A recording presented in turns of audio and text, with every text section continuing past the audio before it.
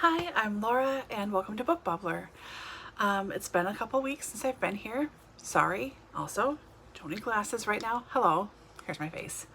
Not intentionally. I really wanted to film last week and then I just got too exhausted and slept instead. So here I am. I'll try and keep this brief. My memory is still not great, well, in life, but also on my phone. So I'm like trying to keep this as quick as I can. I waffle a lot, so this will be a challenge. So I have two songs of the week since I missed last week.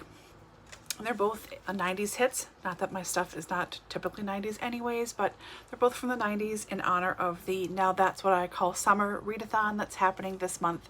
That's hosted by Karen at Roving Reader and Heather at Soggy Expat Book Nerd.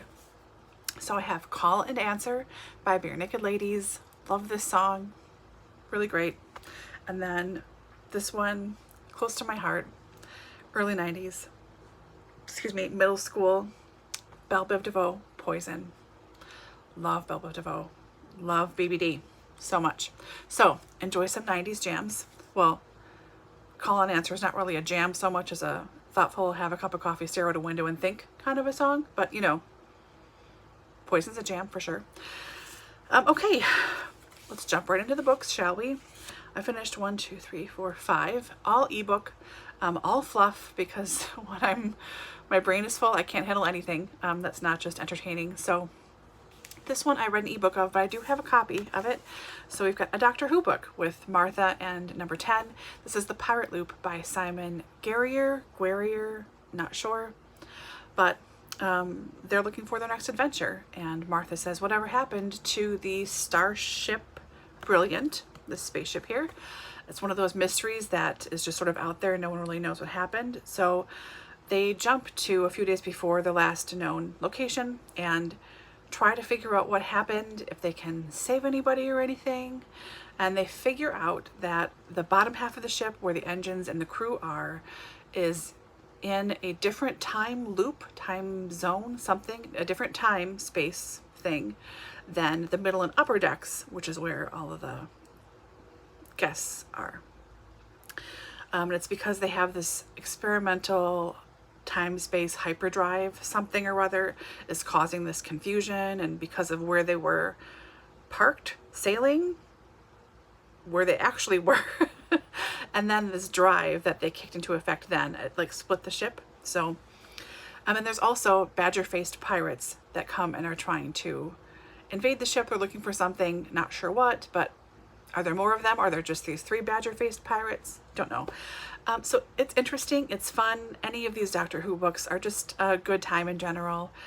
If you are a Whovian, like I am, I recommend them. I mean, they're always good. They're always just fine. At least fine. This one was good. The one I liked the best that I read a few years ago, pre-BookTube, I think. I forget what it's called, and I think it was the 12th Doctor, and it was something about spiders. I don't know. Spiders freak me out anyways, so I remember it really scared me. It was like giant space spiders or something. Ugh. Anyways, so this was fine. This was good. Entertaining, whatever. Then I have the 6th and 7th book, finishing the series of the Winston Brothers series by Penny Reid. Book number 6 is Beard with Me. This is all backstory taking place in the past. We see Scarlett, now known as Claire in current day, and Billy, the oldest of the Winston brothers. We see how they became friends and fell in love and helped each other, what both of their backgrounds were like, what they had to deal with their fathers and the motorcycle club and abuse and all of this stuff and misunderstandings galore. So it does, you don't have to read it, but it does really, really help the 7th book to read the 6th book. So that was good. I stretched it out way too long just because I forgot it existed. It got to page 2 on my Kindle, so I didn't see it. But, so that was good. And then the 7th book is Beard Necessities. That's current day Billy and Scarlett / Claire, and the whole family, all the Winston brothers and their spouses and kids, if they have them, are all in Italy because Dwayne, one of the twins, and his wife Jessica had their first baby. So the whole family conspires to get Billy and Claire together, and it's really wonderful. It's great to see everybody again. Cletus is still my favorite of the brothers, but but it was, yeah, this was good. This was a fun series. I really enjoyed it. And now I look forward to reading the spin-off series, because why not just add 2 more series in where I had one before. Okay, speaking of series, this is number 9 in the Hammersmith Bath series by MC Beaton, Death of a Traveling Man. This one follows a traveling man, weirdly enough, and his girlfriend. They used to be called gypsies or Romany travelers, like that kind of traveling men. So these two are parked up behind the manse in Lochdu, and some people are taken in by them and charmed by them, but Hamish has a bad feeling about them. He thinks that they're dealing drugs and they're kind of mooching and lying to people, but not everyone is catching on to this.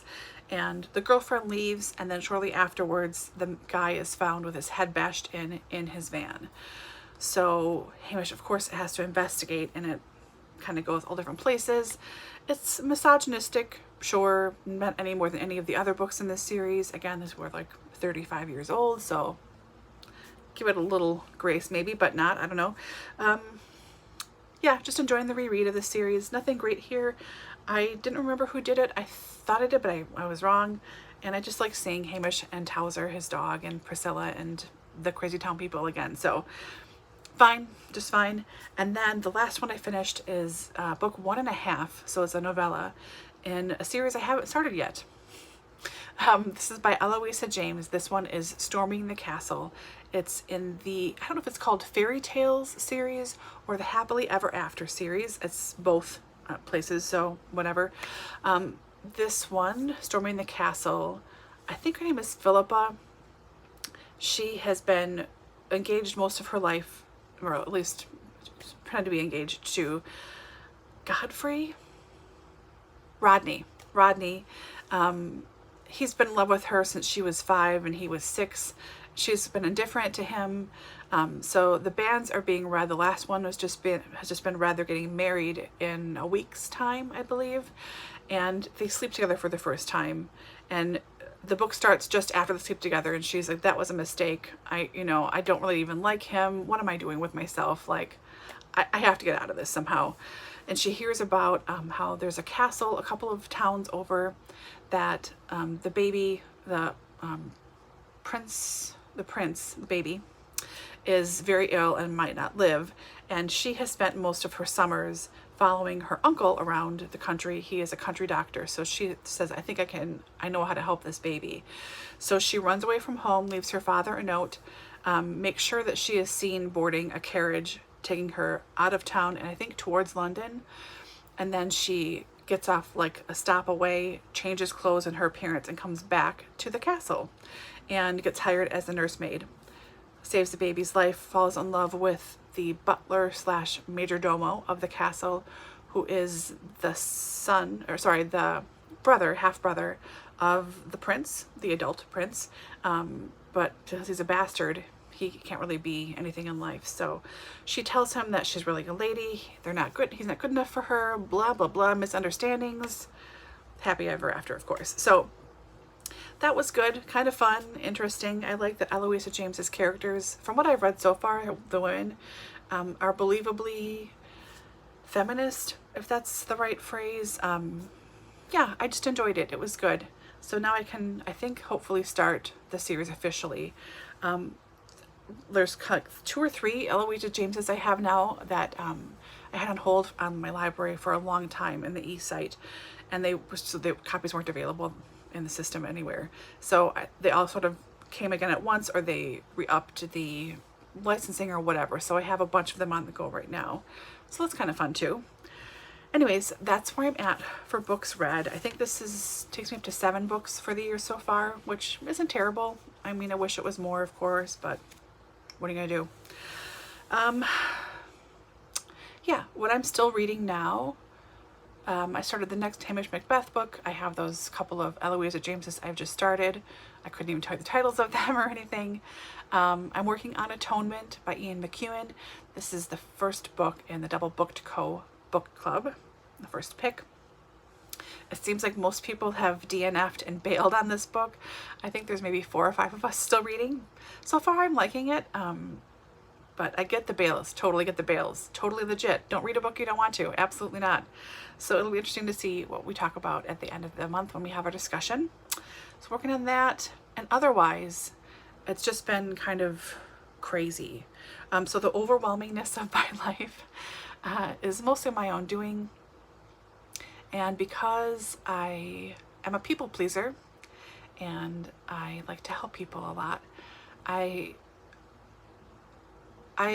do too much, and it's my own fault. Nothing is bad, but I need to stop helping everybody. And my therapists, plural, have told me this. My mom keeps telling me this. Everyone in my life is like, knock it off, you know.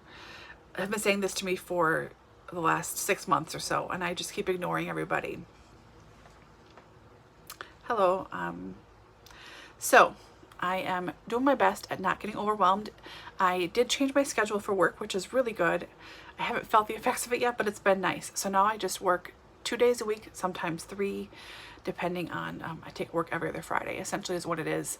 And for massage, of course this is, and that's been really good. I'm really happy that I made that change after 15 years of being available 6 or 7 days a week. It's nice to just have 3 official days a week maximum.